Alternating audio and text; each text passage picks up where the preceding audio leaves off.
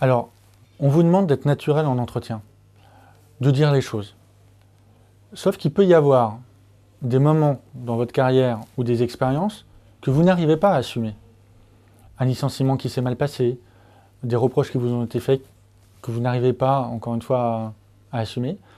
Dans ces cas-là, il faut vous poser la question, déjà de pourquoi, et de savoir si oui ou non, on va en parler en entretien. On a eu le cas, par exemple, d'une personne qui, sur son CV, avait 2 expériences qui suivaient, mais dans la réalité, il avait fait 3 mois dans une autre entreprise et ça s'était très très mal passé. Ça n'était pas sur le CV. Et c'est passé comme une lettre à la poste.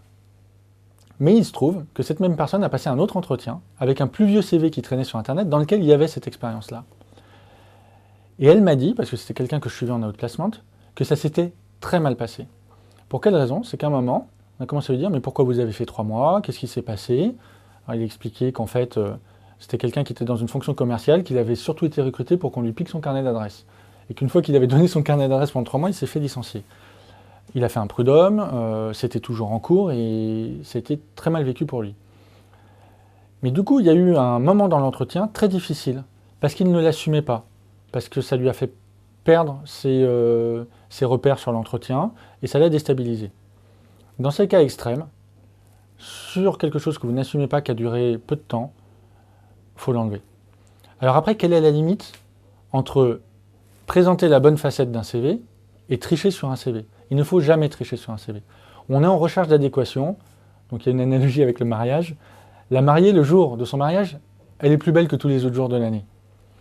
Elle n'a pas fait de la chirurgie esthétique. Elle n'a pas grandi de 10 cm pour avoir l'air plus élancée. Elle s'est juste bien préparée, bien présentée, sa coiffure, son habit, sa prestance. C'est pareil en entretien, c'est pareil sur un CV. Il faut que vous gardiez toujours cette conscience de la limite entre l'esthétique et le mensonge. Est-ce que vous présentez bien quelque chose ou est-ce que vous mentez? Il ne faut jamais mentir en entretien. On ne peut pas vous reprocher de bien présenter les choses. Sur le cas d'assumer ou pas assumer, on pourrait parler de... Je ne sais pas si vous connaissez cet acteur, Yul Brynner, mais qui était un des premiers à assumer sa calvitie et à raser totalement son crâne et à dire, bah voilà, je suis le premier acteur américain chauve.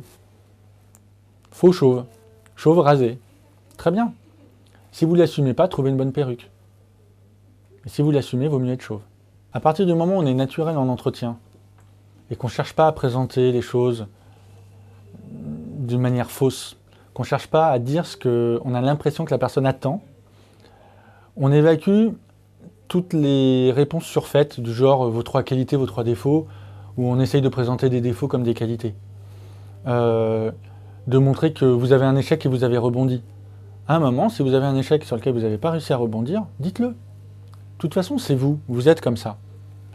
À partir du moment où vous l'assumez, dites-le. Pour ça, il y a 2 raisons. La première, c'est parce que on aura la vraie image de ce que vous êtes, et si c'est ce qu'on recherche, vous avez le job tout de suite, parce que c'est ces expériences-là qui vous sortent du lot. Tout le reste, tout le monde le dit.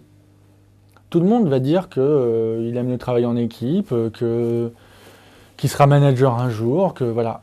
Vous ne sortez pas du lot en disant ça, mais vos expériences de vie, exceptionnelles dans le bien ou dans le moins bien, sont des choses qui vous font sortir du lot. Donc dites-les, avec le risque que ça ne soit pas apprécié, mais de toute façon on s'en moque, vu que ce que vous avez dit c'est vous. Si ce n'est pas apprécié, c'est qu'on ne vous aime pas et c'est que dans l'entreprise vous ne serez pas bien. Comme on l'a vu tout à l'heure, quand vous faites des choses, il y a une raison à ces choses-là. Cherchez la raison, posez-vous les questions. Et en entretien, vous pourrez les donner. Je n'aime pas travailler en équipe, mais quand j'y réfléchis, les équipes dans lesquelles je suis passé, ça a toujours été des équipes avec une forte dimension politique, des batailles pour montrer qu'on était le leader dans l'équipe, parce qu'il fallait montrer patte blanche auprès de tel et tel dans l'entreprise pour être sûr d'évoluer. Et cette vision de l'équipe-là, moi je ne me suis jamais retrouvé dedans, donc aujourd'hui c'est soit je vais retrouver un poste dans lequel j'ai une équipe mais qui est là pour faire avancer le projet, sans débat d'ego, soit je préfère travailler tout seul. Vous pouvez dire ça, il n'y a aucun souci. C'est ce que vous êtes, assumez-le, dites-le.